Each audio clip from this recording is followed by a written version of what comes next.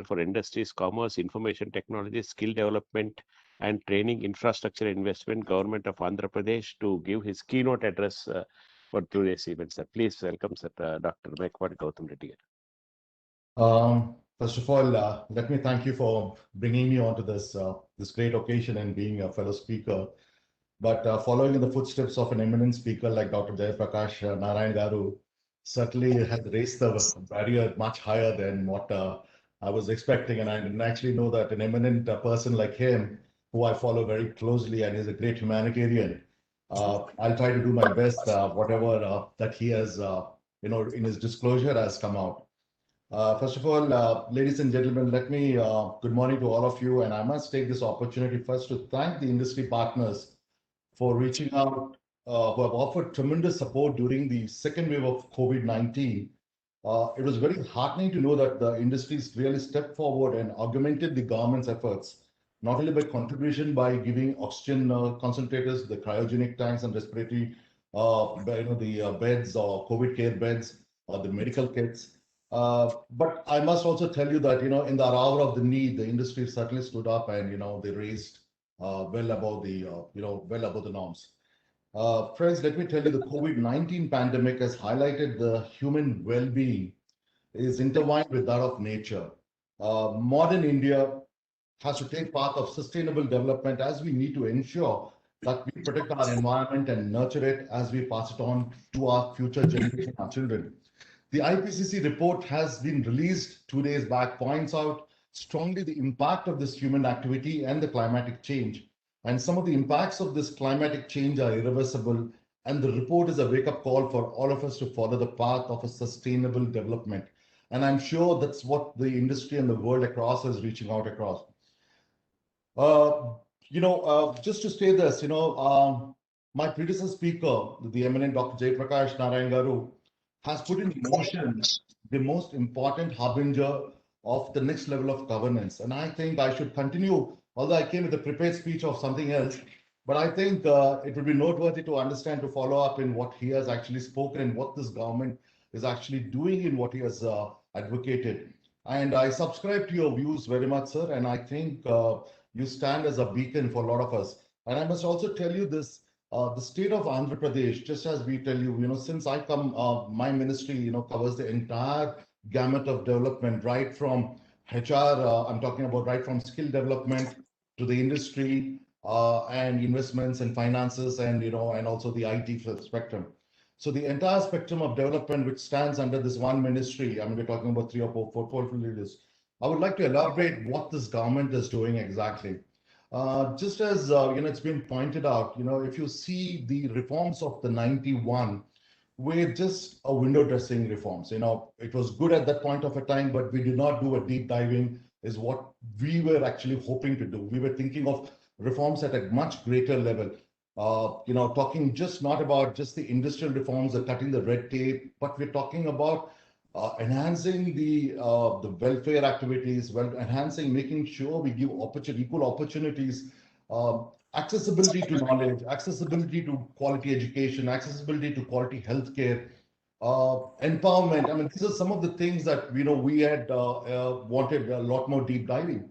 And I think the time has really come for India. India as such, whether it's the citizens or the industries, to wake up and realize the potentiality of what this opportunities is throwing up in this new world, the dimensions. If you really look at what's happening across the world and what we are doing in the state, it's just that we are trying to understand where do we want to head. Any political, or for that matter, any decision maker should actually have a concrete plan. And I do subscribe to this, that this, whether it is industrial plan or whether it is a welfare plan or whether for that matter, if it is developmental plan, we should not have a 5 years time. First of all, I personally believe that this 5 years time gap that is being given is too short a period. And what happens is every time there's a change of guard in governance takes a hit. Policies are changed. The industrialists are hit by the new change of onset of new policies. There's a button, when the button changeover takes place, the time is lost, precious time is lost in policy making. And I think this at certain level, we all should come, parties should all raise up about this and come up to one global, one platform saying that we will look at a sustainable development, let's say for the next 10, 15 years, and let's all agree to this plan. We will subscribe to this plan. We will say that we are going to be here for this next 10 to 15 years and see that this plan is not changed in between. Governments can change, the bureaucrats can change, the people can change. But what I'm saying is that the plan is what we stick to. And I think that has been one of the biggest differentiator between us and the China. China in the 1980s have decided that we would want to be number one in manufacturing. And they went about putting up proactive steps of what they need to do it. And I think a lot of it, if I come from a generation, what we call a Generation X, we were the real, what we would say, people. We went out, studied abroad. We had opportunities to study abroad, have access to technologies, see management practices. And we came back to India, and then we saw the onset of globalization taking place in India. But I must tell you, as a wealth creator at that point of a time, I was very disappointed that although we had such high hopes, we wanted to, we were ready, like the Springbrooks, we were ready to jump and take on the challenges, but the governance was holding us back in this, in the modeling. So I think a lot needs to be done. It's sort of like both of them. Can you hear me? I think, Rajagaru, you're finding it difficult to hear me? You can hear me? Okay, right. Right. So I personally think that, it takes two hands to clap, and it's just that not one hand speaks and the other hand listens. It's that both of them complement each other. And I think as Indians and the government, we need to work together in tandem to see it's just not only creating employment and opportunities, but also trying to see how do we do poverty alleviation. And I personally also agree to this fact that government should be in the business of governance and not in the businesses of how to run your businesses. We come out with policies trying to understand what we think is the future. So keeping all this in mind, if you really look what we're doing at Andhra Pradesh, let's talk about, starting from our school activities. I think our government has been very proactive in trying to create our primary education or the secondary education, or for that matter, even the college education. There has been a whole reforms coming about in that area now. And what we have done is also not only created infrastructure, as we see that there has been a dilapidation of the structures, infrastructure across the villages, especially when we see these government schools. And unfortunately, I studied in a public school, so boarding school. So I do know my father who studied in the government schools, he used to always tell me about how, the mathematics was something which was taught much better. People could understand this. So this was something which we want to bring back to the state, the government schools, outreach that we're talking about. So first, we're creating an infrastructure for the students to make it sure that it's accessible and also it is livable. Now, the second point what we're trying to say is that also skilling. So as we've just mentioned, it does not, most of the students, yesterday, in fact, in our cabinet meeting, our Honorable Chief Minister was talking about how our schooling system is based on a selection criteria. Now, what happens in a class of, let's say, 100%, the 5% are endowed, or let's say they are blessed with better cognitive skills, or for that matter, better learning, skills. So what happens is attention is given to this 5%, and the 95% are left behind, saying that they cannot rise up to the thing. So we do not have an active system whereby we are actually focusing on the entire class and trying to understand that all 100% understand the subject that we are teaching it. Now, for that, it requires a huge amount of skilling.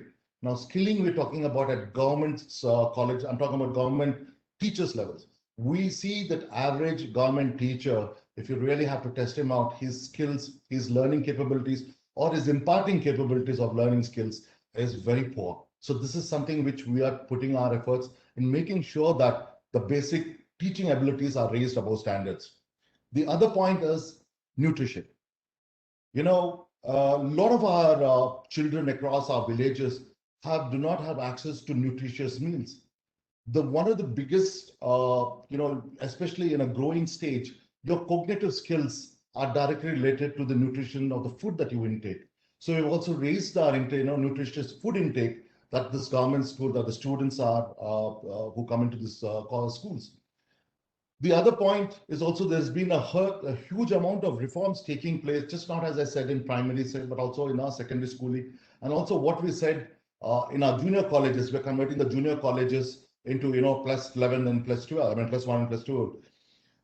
If you look at apart from this education, we have also made sure as part of our curriculum, skilling, soft skilling is going to be imparted in this coming days. What we see is that, if you see that, access, when we were studying, access to basic skills, the soft skills that the schools were teaching, today, most of the schools we run on a competition level. We are looking at more on a, competitive exam levels of what we look at, passing it out for. And the system is skewed in a way that, you lose out on most other building abilities. So this is something we need to have a very comprehensive developmental plan, whereby we're not only talking about co-curricular activities, but we're also talking about extracurricular activities, which is part of this curriculum. Now, the other point is also, as we said, is as imparting our soft skills. The other, which is the most important point, is the reforms in our skilling. If you see, most of the people are educated, but they're not industry ready. There's a huge gap analysis that we've recently come across. We recently did have across the state, we reached out, we did a survey saying that how many people who are educated are actually industry ready. And we found there's a huge gap on this. So now what we have said is that, what has happened is that, we said we reached out to the ITIs and the skilling colleges, and we've seen what exactly are they imparting it on. If you see most of the ITIs, or for that matter, our polytechnic schools, which the government has, or the skilling, or third-party skilling colleges that are there in the system, if you see, they're not updated into the latest skilling programs that we see. You have in the Skill India Mission program, you have different levels of skilling over there. And if you really, you see that, most of these are catered to very bottom down. They do not cater to the next level of technologies or to the next level of skilling that is being imparted. Now, this we want to bring about by trying to see that, our ITIs and our polytechnics are upgraded. And at the same time, we also are making sure that we bring in 26 specialized skill colleges across the state of Andhra Pradesh, catering to that district industry and the future, what the industry could be coming in that particular district. Now, apart from this, we've also seen our reforms are in our industrial, in our industrial reforms that we've seen. But unfortunately, what has happened to us is that, the COVID has actually set in, and, most of these reforms were not able to take off. But the idea of what we have also seen is that we've seen an opportunity in the coming days. Now, what is the opportunity that we've seen over here? I think one of the Government of India's program of the linking product, the production linked incentives that we are now catering to. We're focusing more on our electronic sector, the mass employment. I think just now an example was given about how Brandix was able to empower people, and which is a standing example, which is in our AP industrial chapter. Similar to that, we would like to make sure duplicate our efforts in the electronics market and also in the IT market, where we want to attract a lot of the manufacturers right across the globe to come and set up the shop here for our internal needs. Now, apart from this, there is also renewable energy, which is picking up across the places, picking up across the world. For the matter of benefit, the state of Andhra Pradesh enjoys the basic raw resources that is required for the solar panels or the solar modules, that is silica mines. We have plenty of quality silica and quartz mines, which are a natural attractants to global manufacturers or even for our Indian manufacturers. Now, we have been focusing, making sure that, at the same time, as we all know that there are 7 steps that come in before we, right from, metallurgical silica to right up to, your solar modules. So across the 7 steps, the 3 steps are a little more pollution, it has a little more pollution. Now, when we are trying to attract the industries, we are also making sure that the pollution is something that we control and we make sure we adhere to the international environmental standards. I think today the World Bank, the World Trade Organization has subscribed to the new norms of the environmental changes. So this is something that we are actively propagating in our industries also. The other most I would like to dwell on is 3 points, which is basically how do we improve our manufacturing in our economy. If you really see the India's share of our manufacturing in the economy is we're stagnating around 15 to 17%. And this is we have a dire need to increase this manufacturing activity. We need to move our surplus labor from low productivity agriculture to the high yield, high value jobs. We do have this on our priority as the pandemic has actually opened a window of opportunity, what I believe, to a lot of the Indian companies over here. Companies are increasingly wary of the concentration of the manufacturing that is happening in China. And you see a divergent views taking place across the world that, how the manufacturing should shape as we go forward.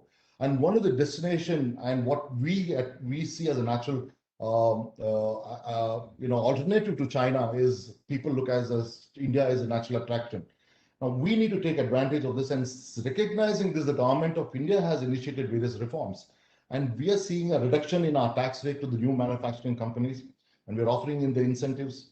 And what I is saying is that to take advantage of this, we have also constituted a task force to making sure that we attract our investors and new investments. One I would like to also see before I finish it out and also make sure point over here is we have also brought in governance labs, which we are actually bringing in our industries department. The idea is when we bring out a policy, we also want to see how these are actually enacting out, how are they actually playing out in the real field. So that is a governance labs is something that we at the industry are we're bringing it out to see that how our policies, to what level of achievements are they doing it in terms of target deliveries, in terms of the target the milestones that needs to be achieved. We need to see that a continuous correction that needs to be taken in our policies.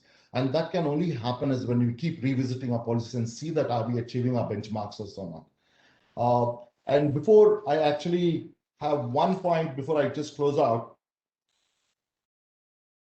one of the various states have got this the incentive programs. They have a lot of these states come out and give incentives, but I also see that there is an unhealthy incentives that the states provide for but not actually deliver to these industry. And this is something which we've seen across and which I've actually spoken to the government of India and said that these incentives that the government, that the state governments actually put out for the industry should also be accounted in the budget. Because a lot of this is not accounted. And what happens is that I've realized that as a wealth creators, you have your business plan of trying to see that the incentives are part of your repayment plan. And when this repayment is not met, a pressure is put on this industry. The entrepreneur is forced to take high cost debt again, and which actually hits his bottom line and he becomes uncompetitive in global arena. Now, this is something which we are addressing at the state of Andhra Pradesh. We want to make sure that our health, we are actually saying that, in this year, if we say that we can accommodate only this amount of incentives, or this is the amount of incentives that we can give out, we do not want to go beyond that.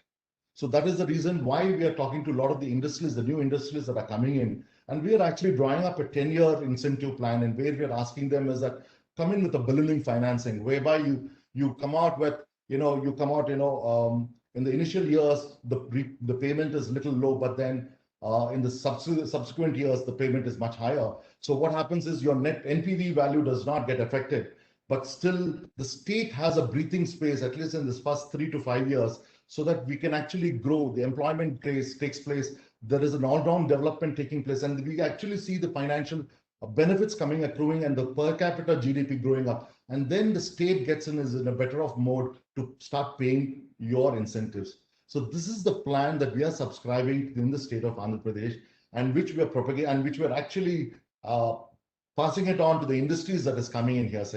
So the idea in the state is discipline again. And I think those states that adhere to the discipline are the states which will be the natural attractants of the investments and also longevity of these investments. And I thank once again for all the panel members for hearing me out and giving me this opportunity. Thank you very much. Jai Hind.